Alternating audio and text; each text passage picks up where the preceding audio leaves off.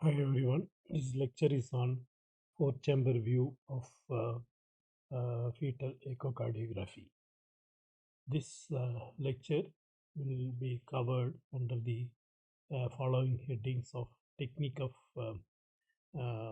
getting the four-chamber view and the axial sweep technique, checklist for the four-chamber view, and calling normal as normal and picking up an abnormal finding as a lead point feature, which leads to an extended examination of fetal echo, the other sections, sweep, etc., sequential segmental analysis, etc., and arriving at a final diagnosis.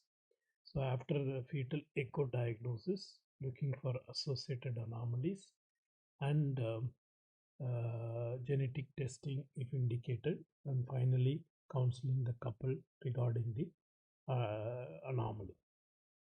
And this gives the checklist for the four-chamber view.